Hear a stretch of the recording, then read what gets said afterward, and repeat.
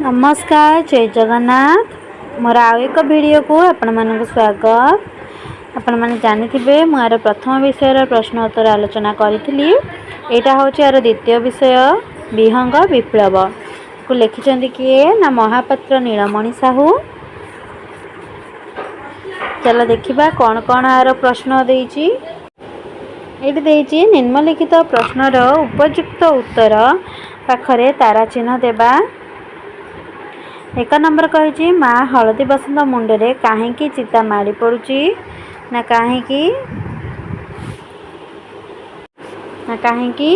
ना बुढ़ा माकड़ डाल को डाल डेई हैरान करुथिबारु। तापरे 2 नंबर बुढ़ा माकड़ काहा बसार छाई माड़े नहीं काहार ना डामेरा काउर। 3 नंबर निम्नलिखित चढ़ई मानक मध्य केउ चढ़ई गायक जातिर को चढ़ई ना हलदी बसंत। 4 नंबर आइला पक्षी जातिर सभ्यता संस्कृति शिल्पी मानक द्वारा बंची एकथा किए क्या कही ना एकथा किए कही ना काऊ। 5 नंबर समग्र वसुधा आमर जन्मभूमि आमे क्या पर बोली भावुनाहु पठित गल्पर एकथा किए कही ना हलदी बसंत। तापरे 6 नंबर चढ़ई मानक मध्य केउ चढ़ई भल लोकी करी कली कजिया मेंटाई दिए किए ना कजल पाती। 7 नंबर आइला हलदी बसंत पाई राजा दरबार रे किए ओकिलाती करिथिला किए ना काऊ किए ना काऊ। 8 नंबर आइला प्रथमे राजांकर केउ राय शुणी चढ़ई माने आनंद रे बोबे उठिले को राय शुणी ना दोषी बुढ़ा माकड़टी को कठिन दंड दिया जिवो। तापरे 9 नंबर राजा निजर राय बदलाई देबार कारण कौन कारण ना लांच स्वरूप गोटे पाचिला पणसर लोभ जोगु। तापरे 10 नंबर केउथि चढ़ई माने आहुरी रागी जाई राजा मंत्री और कार्य कर्मचारी मानक खुंबिबाकु लागिले कोउथि ना बुढ़ा माकड़ भल्लुक महाराजा को पणस खोसा खुआइबार देखी। तापर आइला मिलीमिशी जोड़िबा। चलो देखिबा कौन देइछि। 1 नंबर देइछि जेते काकुति मिनती कहले भी बुढ़ा माकड़ ता कथा सुनिबाकु नाही आर अर्थ भितर कोठी अछि ना खरे। तापर आइला 2 नंबर सेथिपई तो बुढ़ा माकड़ आम बसार छाई मारे नाही आ उत्तर कोठी अछि ना करे। तापर 3 नंबर देइछि आजिकल तो तुम मानकर कच्चे बार आ उत्तर किए ना ख। तापर देइछि जोर जार मुलक तार आ उत्तर किए ना क। 5 नंबर कही कजलपातिर सबु कथा तार ए कान रे पसी से कान रे बाहरी गला आर उत्तर किए ना क। 6 नंबर देइछि आग पछकु चाही विचार न कले विचार एक तरफा होई जिबार आशंका अछि आर किए उत्तर हबो ना ख। तापर आइला वाक्य गुडी को ऊपर आलोचना कर। 3टा वाक्य देख। क वाक्य देइछि किंतु ए पर घर भंगा बुढ़ा माकड़ तो मूलरू बसा रखाई देउ नाही आ उत्तर चलो देखिबा। एडी देखा उत्तर ना उक्त गद्यांशटी आम पठित अष्टम श्रेणी साहित्य बहिरू आनीत। एही विहंग विप्लव गद्य लेखक महापात्र नीलमणि साहू बुढ़ा माकड़टी किभଳି भाବରେ निजर स्वार्थ एवं शक्ति कारण अन्यर क्षति करुची ताहा वर्णना करिसंती। तापरे तार से 1 नंबर आउटे पारा कौन ना बसंत ऋतु पाखे आसुची तेणु हलदी बसंत निजर बसा आंब डाल रे 3 थर बांधी सारी लानी किंतु 3 थर जाक बुढ़ा माकड़ सही डाल रे डेई ता बसा को भांगी दउची। हलदी बसंत बुढ़ा माकड़ को जेते काकुति मिनती करी कहिले मध्य बुढ़ा माकड़टी ता कथा न सुनी बारंबार ता बसा को भांगी हैरान करि थाए। तापर क्वेश्चन तल तापर ख देइछि नाही हो मनीष पेट को तो सबु नियंट पड़लानी गाड़िया पोखरे आजिकाली कुजी गेंडाटे भी मिलवा कष्टकर। चलो आ उत्तर देखिबा खर ନାହିଁ ଓ ଡଟ୍ ଡଟ୍ ଡଟ୍ କଷ୍ଟକର। ଦେଖ କ'ଣ ଲେଖା ଅଛି ନା ଉକ୍ତ ଗଦ୍ୟାଂଶଟି ଆମ ପଠିତ ଅଷ୍ଟମ ଶ୍ରେଣୀ ସାହିତ୍ୟ ବହିର ବିହଙ୍ଗ ବିପ୍ଳବ ବିଷୟରୁ ବା ବିହଙ୍ଗ ବିପ୍ଳବ ଗଳ୍ପରୁ ଆନିତ। ଏହା ଲେଖକ ମହାପାତ୍ର ନୀଳମଣି ସାହୁ ମଣିଷର ଅସୀମ ଲୋଭ ଏବଂ ପ୍ରକୃତିର ବିନାଶ ବିଷୟରେ ବର୍ଣ୍ଣନା କରିଛନ୍ତି। ଆଜିକାଲିର ମଣିଷମାନେ ଲୋଭୀ ଏବଂ ସ୍ୱାର୍ଥପର ହୋଇଗଲେଣି। ସେମାନେ ନିଜର ଆବଶ୍ୟକତା ପୂରଣ କରିବା ପାଇଁ ପ୍ରକୃତିର ସବୁ ସମ୍ପଦକୁ ଶେଷ କରି ଦେଉଛନ୍ତି, ଯାହାଦ୍ୱାରା ଗଡ଼ିଆ ବା ପୋଖରୀ ଭଳି ଜଳାଶୟରେ ଥିବା ଛୋଟ ଛୋଟ ଜୀବ ଯେପରିକି ଗେଣ୍ଡା ମଧ୍ୟ ଆଉ ଦେଖିବାକୁ ମିଳୁନାହାନ୍ତି, ଯାହା ପରିବେଶ ପାଇଁ ଏକ ଚିନ୍ତାର ବିଷୟ। ତାପରେ କ୍ୱେଶ୍ଚିନ୍ ଆଇଲା, ତାପରେ ଚାଲ ଦେଖିବା କ'ଣ କ୍ୱେଶ୍ଚିନ୍ ଦେଇଛି। ଗ ନମ୍ବର ଦେଇଛି ଆମେ ହେଲୁ ଶିଳ୍ପୀ, ସମଗ୍ର ବସୁଧା ଆମର ଜନ୍ମଭୂମି, ଆମେ କାହାକୁ ପର ଭାବୁନାହୁଁ, ସମସ୍ତେ ଆମର ନିଜର। ଚାଲ ଦେଖିବା ଗ ନମ୍ବର ନା ଆମେ ହେଲୁ ଡଟ୍ ଡଟ୍ ଡଟ୍ ନିଜର। ଉକ୍ତ ଗଦ୍ୟାଂଶଟି ଆମ ପଠିତ ସାହିତ୍ୟ ବହିର ବିହଙ୍ଗ ବିପ୍ଳବ ଗଳ୍ପରୁ ଆସିଅଛି। ଏଠାରେ ଗାଳ୍ପିକ ମହାପାତ୍ର ନୀଳମଣି ସାହୁ ବସୁଧୈବ କୁଟୁମ୍ବକମ୍ ଭାବନା ସମ୍ପର୍କରେ ବର୍ଣ୍ଣନା କରିଛନ୍ତି। ଆମେ ହେଲୁ ଶିଳ୍ପୀ, ସମଗ୍ର ବସୁଧା ଆମର ଜନ୍ମଭୂମି, ଆମେ କାହାକୁ ପର ଭାବୁନାହୁଁ, ସମସ୍ତେ ଆମର ନିଜର। ଏହା ଏକ ମହାନ ଚିନ୍ତାଧାରା ବା ବସୁଧୈବ କୁଟୁମ୍ବକମ୍ ଭାବନାକୁ ବ୍ୟକ୍ତ କରୁଅଛି। ଜଣେ ପ୍ରକୃତ ଶିଳ୍ପୀ ବା ଉଦାର ବ୍ୟକ୍ତି ପାଇଁ କୌଣସି ନିର୍ଦ୍ଦିଷ୍ଟ ସୀମା ନଥାଏ। ସେ ସମଗ୍ର ପୃଥିବୀକୁ ନିଜର ଜନ୍ମଭୂମି ଏବଂ ପୃଥିବୀର ସବୁ ମଣିଷକୁ ନିଜର ପରିବାରର ସଦସ୍ୟ ବୋଲି ମନେ କରେ। ତାପରେ କ୍ୱେଶ୍ଚିନ୍ ଆଇଲା, ଭାବି ଚିନ୍ତି ଉତ୍ତର ଦେବା। କ ଦେଇଛି ହଳଦୀ ବସନ୍ତ ଦୁଃଖରେ କାହିଁକି କାନ୍ଦି ପକେଇଲା। ଦେଖ ଏଇଠି ଉତ୍ତର ନା ହଳଦୀ ବସନ୍ତ ରହୁଥିବା ଗଛଟିକୁ କାଟି ଦେଇଥିଲେ, ଏହା ଫଳରେ ତାର ବସାଟି ଭାଙ୍ଗି ଯାଇଥିଲା। ଆଉ କିଏ ନା ବୁଢ଼ା ମାଙ୍କଡ଼ ଆସିକି ବି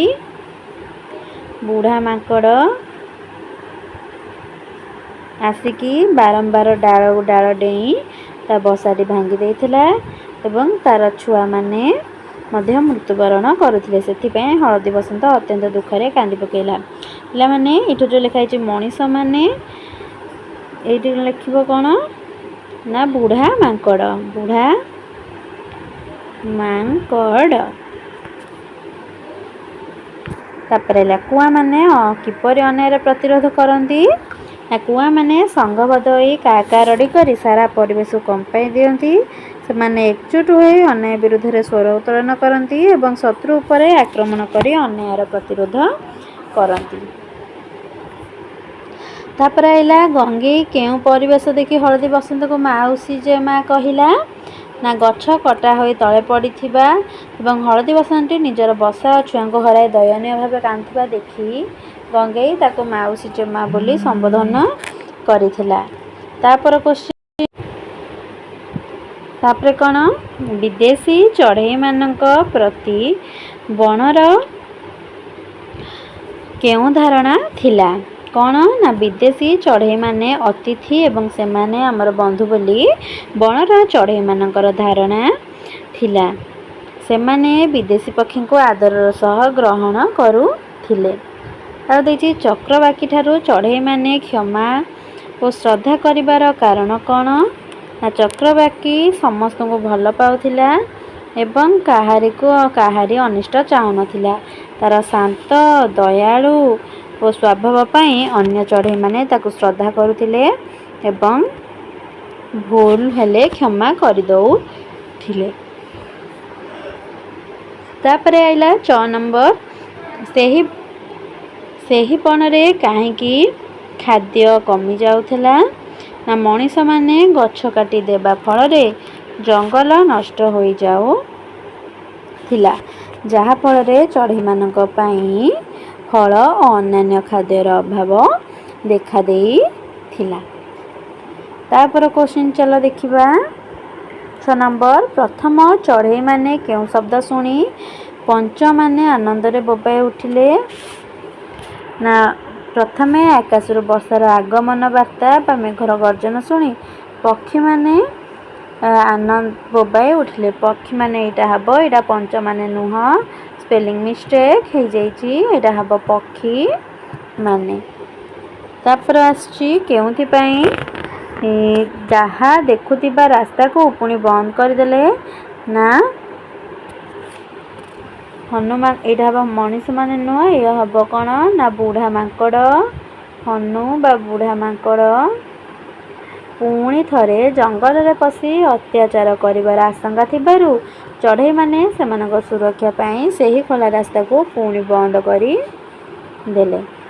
तापरे गौडणी राजबाटीर समस्त खिपर किपरि जानी पारुथला ना गौडणी प्रतिदिन राजबाटी को दही दूध बिक्री करबाकू जाउथिला सेइथिपई से सेठाकार समस्त खबर सहजरे जानी पारुथिला।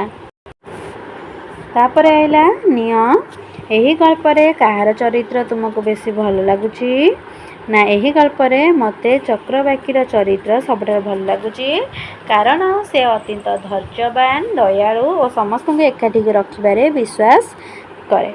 तापरे चढ़ई माने तांकर अन्य कार्य जानी पारी कौन करबा स्थिर कले ना चढ़ई माने सेमानकर भूल बुझी पारी स्थिर कले जे सेमाने आउ केबे भी विदेशी चढ़ई मानकू घरडाइबे नाही और समस्त मिलमिशि बनर सुरक्षा करिवे। तापर एला विहंग विप्लव गल्परू केउ शिक्षा मिलला ना यही गल्परू आमको शिक्षा मिलला जे एकता ही सबुठारु बड़ बड़ जदि आमे मिलमिशि रहिबा तेबे जे कोनोसी अन्याय विरुद्ध रे लड़ी परिबा और विपद समय जाति धर्म निर्विशेष रे परस्पर को सहाय्य करिबा उचित। तापर देछि अनुमान और कल्पना देछि सांग मानक सहित आलोचना करी लेख देछि जदि तुम घर ताजारे परे हलदी बसंत बसा बांधिले तुम्हें कौन करिथांत ना मु बहुत खुशी होती पक्षीटीर सुरक्षा प्रति ध्यान दियंती ताको कहीं हैरान न करने को चेष्टा करती। तापर 2 नंबर आइला से जदि बुढ़ा मांकटी एटा मांकड़ हम गर्वी न होता ताले कौन है भल होता ना से समस्त प्रिय हो पारि था लोक मैंने सम्मान और स्नेह करते तार काम समस्ते साहाय्य करते। तापर 3 नंबर आइला ना गाड़िया पोखरीर केउ परिस्थिति रे गंगेईर कचेबार हो पारि था ना गाड़िया पोखर केउ परिस्थिति रे गंगेईर होता ना मु तांको आदरर सह स्वागत माने सॉरी हाँ मु तांको आदर सह स्वागत करी मो संस्कृति और खाद्य विषय कहबी जड़े भल बंधु परी साहाय्य करी। एटा 4 नंबर ये आंसरटा हेबार थिला 4 नंबर एटा 4 नंबर 3 नंबर प्रिंटिंगटा हे भूल हो जाइए एटा हेता 4 नंबर एटा से 4 नंबर रही जदि विदेशी माने आमर अतिथि हेबे तेबे आमे से मानको स्नेहपूर्ण भाव में स्वागत करबा सम्मान देबा और भल भाव में अतिथि सत्कार करबा। ये 5 नंबर कौन ना बगरा कि स्वभाव होइतिले ताको सबु चढ़ई आदर करिथांते कि स्वभाव होइतिले ना बग जदि बगर स्वभाव भल होता तेबे समस्त चढ़ई माने ताको भल पाई थांते और आदर करी थांते। 6 नंबर कौन ना 6 नंबर देछि भालू राजा लांचुआन होइतिले से कि प्रकार विचार करि थांते ना भालू राजा लांचुआन होइतिले से तेबे से न्याय संगत विचार करि थांते। 7 नंबर देछि सेंति जदि राजा न्यायोचित विचार न करे तेबे राज्य रे असंतोष सृष्टि हेबो प्रजा माने विप्लव करी राजा सिंहासन रो हटाई दे पारंती। सेंति 8 नंबर प्रश्न उत्तर जदि घर चटिया राजा सिंहासन पछरे पाचिला पणस देखि न थांदा तेबे से पक्षी मानक ऊपर हेउतबा अन्य विषय रे सत्य कहि पारु न थांदा तेणु पक्षी माने से अन्य को सहिबा को पड़ी थांदा। 9 नंबर कौन ना विहंग विप्लव सफल होगा पर शासन व्यवस्था रे परिवर्तन आसी थाए प्रजा माने अन्याय करथिबा राजा को हटाई एक न्यायप्रिय और भल राजा को बाछंती। तापर आइला अभिनय ବା ହଳଦୀ ବସନ୍ତ ପାଖରେ କାଉ ପହଞ୍ଚିବା ପରଠାରୁ ସେମାନେ ଯାହା ସବୁ କଥାବାର୍ତ୍ତା ହୋଇଥିଲେ ତାର ନାଟ୍ୟ ରୂପ ପ୍ରସ୍ତୁତ କରି ସାଙ୍ଗମାନଙ୍କୁ ନେଇ ଅଭିନୟ କରିବା। ଏଠି ଦେଖ ନା ହଳଦୀ ବସନ୍ତ କ'ଣ କହିଲା କାନ୍ଦି କାନ୍ଦି, ନା କାଉ ଭାଇ ଦେଖ ମୋର କେତେ ବଡ଼ ବିପଦ, ଗତକାଲିର ଝଡ଼ରେ ମୋର ସୁନ୍ଦର ବସାଟି ଭାଙ୍ଗି ଚୁରମାର ହେଇଗଲା, ମୋ ଛୁଆମାନେ ଏବେ କୁଆଡ଼େ ଯିବେ? କାଉ କହିଲା ବ୍ୟସ୍ତ ହୁଅନି ହଳଦୀ ବସନ୍ତ, ମୁଁ ଅଛି ପରା, ତୁମେ ଚିନ୍ତା କରନି, ତୁମେ ତମ ଛୁଆମାନେ ଆଜି ମୋ ବସାରେ ରହିବ, କାଲି ସକାଳୁ ଆମେ ଦୁହେଁ ମିଶି ତୁମ ପାଇଁ ଏକ ନୂଆ ଓ ମଜବୁତ ବସା ତିଆରି କରିବା। 2 ନମ୍ବର ଦେଇଛି ବଣ ବସନ୍ତ ଓ ପକ୍ଷୀମାନଙ୍କ ମଧ୍ୟରେ କ'ଣ ଆଲୋଚନା ଦେଇଥିଲା। ଏଠି ପିଲାମାନେ ତମେ ଦେଖିକି ସ୍କ୍ରିନଶଟ୍ ନେଇଯାଅ।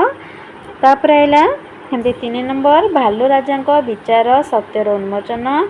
ଏଠି ଦେଖ ଭାଲୁ ରାଜାଙ୍କର ତାପରେ କ୍ୱେଶ୍ଚିନ୍ ଦେଇଛି ବଦଳି ଯାଉଥିବା ଗପ ବୁଢ଼ା ମାଙ୍କଡ଼ କଜଳପାତିର ପ୍ରସ୍ତାବ ଉନ୍ମୋଚିତ ଗପଟି କ'ଣ ହେଇଥାନ୍ତା, କେଉଁ ମୋଡ଼ ନେଇପାରିଥାନ୍ତା, ତାକୁ ଚିନ୍ତା କରି ନିଜେ ଲେଖିବା। ତାପରେ ଦେଇଛି ଶବ୍ଦର କେଉଁ ଦିଗକୁ ଯାଇଥାନ୍ତା। ଏଇଠି ଦେଖ ତା ଉତ୍ତର। ଏଇଠି ଦେଖ କ'ଣ ହେଇଥାନ୍ତା ନା ବୁଢ଼ା ମାଙ୍କଡ଼ କଜଳପାତି ପ୍ରସ୍ତାବକୁ ଯଦି ମାନି ନେଇଥାନ୍ତା, ତାଙ୍କ ଘରୁ ଭାଙ୍ଗି ନଥାନ୍ତା, ତେବେ ସେ ଶାନ୍ତିରେ ନିଜ ପରିବାର ସହ ରହୁଥାନ୍ତା। ଆଉ ପକ୍ଷୀମାନେ ଅଣ୍ଡା ଦେଇଥାନ୍ତେ, ସେଠାରୁ ତାଙ୍କ ଛୁଆମାନେ ଜନ୍ମ ନେଇଥାନ୍ତେ। ବସନ୍ତ ଋତୁ ଆସିଲେ ପରିବେଶ ସୁନ୍ଦର ହୋଇଥାନ୍ତା ଓ ଖାଦ୍ୟର ଅଭାବ ହୋଇନଥାନ୍ତା। ଏହା ଫଳରେ ପକ୍ଷୀମାନଙ୍କ ମଧ୍ୟରେ କୌଣସି ବିବାଦ କିମ୍ବା ବିପ୍ଳବ ହୋଇନଥାନ୍ତା। ସମସ୍ତେ ଶାନ୍ତି ଓ ସମ୍ମିଳିତ ଭାବରେ ରହୁଥାନ୍ତେ। ତାପରେ 2 ନମ୍ବର ଦେଇଛି ସେଥିପାଇଁ ତ ବୁଢ଼ା ମାଙ୍କଡ଼ ଦେଇଛି ଆମ ବସାର ଛାଇ ମାଡ଼େ ନାହିଁ। ଛାଇ ମାଡ଼େ ନାହିଁ ଅର୍ଥ ବା ପାଖକୁ ଯାଏ ନାହିଁ। ପୁନଶ୍ଚ ହାତ କରିବା ରୂଢ଼ି ପରି ଆଉ କେତୋଟି ରୂଢ଼ି ହେଲା। କେତୋଟି ରୂଢ଼ି ଦେଇଛି ଦେଖ, ସେଇ ରୂଢ଼ିକୁ କହିଛି ବାକ୍ୟରେ ପରିଣତ କରିବା। ଚାଲ ବାକ୍ୟରେ ପରିଣତ କରିବା ରୂଢ଼ି ଗୁଡ଼ାକ। ଏଇଠି ଦେଖ ମନା କରିବା ବା ନାହିଁ କରିବା, ଯେ ମୁଁ ତାକୁ ସାହାଯ୍ୟ ମାଗିଲି ହେଲେ ସେ ସିଧା ମନା କଲା। ତାପରେ ହାତ କରିବା, ଚତୁର ଲୋକଟି ମାଙ୍କଡ଼କୁ ଫଳ ଦେଇ ହାତ କରି ନେଲା। ତାପରେ ସମାଲୋଚନା କରିବା, ଅନ୍ୟର କାମରେ ଟିପ୍ଟିପ୍ ବା ଭଲ ଅଭ୍ୟାସ ନୁହେଁ। ଟିପ୍ଟିପ୍ କରିବା ଭଲ ଅଭ୍ୟାସ ନୁହେଁ ବା ସମାଲୋଚନା କରିବା ଭଲ ଅଭ୍ୟାସ ନାହିଁ। ତାପରେ ତିଳକୁ ତାଳ କରିବା, କିଛି ଲୋକଙ୍କର ସ୍ୱଭାବ ଥାଏ ସେମାନେ ସବୁବେଳେ ସାମାନ୍ୟ କଥାକୁ ତିଳକୁ ତାଳ କରି କହନ୍ତି। ତାପରେ ହେଲା ହାତ କରିବା, ଆଜିକାଲି କାମ ହାସଲ କରିବା ପାଇଁ ଲୋକମାନେ ବଡ଼ ବଡ଼ ଅଫିସରମାନଙ୍କୁ ହାତ କରିବାକୁ ଚେଷ୍ଟା କରୁଛନ୍ତି। ତାପରେ ହେଲା ବଣର ପଶୁପକ୍ଷୀ। ଏହି ଗପରେ ବଣର କେତେକ ପଶୁପକ୍ଷୀ ମଣିଷ ଭଳି କଥାବାର୍ତ୍ତା କରିଛନ୍ତି। ତୁମେ ସେହି ପ୍ରାଣୀମାନଙ୍କର ଏକ ସୂଚୀ ତିଆରି କର। ଆଉ ସେମାନେ ମଣିଷ ଭଳି କ'ଣ କ'ଣ କହିଛନ୍ତି ତାହା ଲେଖ। ଚାଲ ଦେଖିବା ଉତ୍ତର। ଏଇଠି ଦେଖ ତା ଉତ୍ତର। ବଣର ପଶୁପକ୍ଷୀଙ୍କ ତାଲିକା ହେଇଛି। ମା ହଳଦୀ ବସନ୍ତ କହିଛି କ'ଣ ନା ସେହି ନିର୍ଘିଣିଆ ବୁଢ଼ା ମାଙ୍କଡ଼କୁ ଜବତ କରିବା ପାଇଁ କ'ଣ ଏଠି କେହି ନାହାନ୍ତି। ତାପରେ କାଉ କହିଛି ତାର ଏତେ ଗର୍ବ ଭଲ ନୁହେଁ, ସେ ଦିନେ ନା ଦିନେ ନିଶ୍ଚୟ ଶାସ୍ତି ପାଇବ। ତାପରେ ପାରା କହିଛି ଆମେ ସମସ୍ତେ ମିଶି ରହିଲେ କେହି ଆମର କିଛି କରିପାରିବେ ନାହିଁ। ତାପରେ ରହିଲା ତାପରେ କ୍ୱେଶ୍ଚିନ୍ ବାଦ ବିବାଦ ଦେଇଛି। ଭାଲୁ ମହାରାଜାଙ୍କର ଦ୍ୱିତୀୟ ରାୟ ଠିକ୍, ଏଇଟା ନେଇ ଗୋଟେ ତର୍କ କରିବା ପାଇଁ। ତାପରେ ଦେଇଛି ଗପ ରଚନା। ଗପ ରଚନା କରିବା, ଚାଲ ଦେଖିବା ଗପ ରଚନା। ଯେ ସେହି ନିର୍ଘିଣିଆ ବୁଢ଼ା ମାଙ୍କଡ଼କୁ ଜବତ କରିବା ପାଇଁ କ'ଣ କେହି ନାହିଁ। ପକ୍ଷୀମାନେ ଏକାଠି ହୋଇ ଏକ ଉପାୟ ପାଞ୍ଚିଲେ। ସେମାନେ ମାଙ୍କଡ଼ର ସବୁ ଚୋରି ବିଷୟରେ ରାଜାଙ୍କୁ ଜଣାଇଲେ ଓ ଶେଷରେ ମାଙ୍କଡ଼ଟି ନିଜର ଭୁଲ ବୁଝିପାରିଲା ଏବଂ ପକ୍ଷୀମାନଙ୍କୁ ଆଉ ହଇରାଣ କଲା ନାହିଁ। ତାପରେ ଆସିଲା ପାଠ୍ୟ ବହିର୍ଭୂତ। ଏଇଟା ବିଷୟ ଖାତାରେ ହେବନି, ଏଇ ବିଷୟ ଏ ଲାଷ୍ଟ 2ଟା ପେଜ ହେବନି। ଆପଣମାନଙ୍କୁ ଯଦି ଏହି ଭିଡ଼ିଓଟି ଭଲ ଲାଗିଥାଏ ତାହେଲେ ନିଶ୍ଚିନ୍ତ ଲାଇକ୍ ସେୟାର ସବସ୍କ୍ରାଇବ୍ କରି ରଖିବେ। ଏବେ ଆମର ସବୁ ତ ବିଷୟ ସରିଗଲା ଏହି ବିହଙ୍ଗ ବିପ୍ଳବର। ଆପଣ ସବସ୍କ୍ରାଇବ୍ କରି ରଖନ୍ତୁ ଯେମିତି ଭିଡ଼ିଓ ପୋଷ୍ଟ କଲା ମାତ୍ରେ ଆପଣଙ୍କ ପାଖକୁ ଆଗ ଯିବ। ତେଣୁକରି ରହୁଛି, ନମସ୍କାର।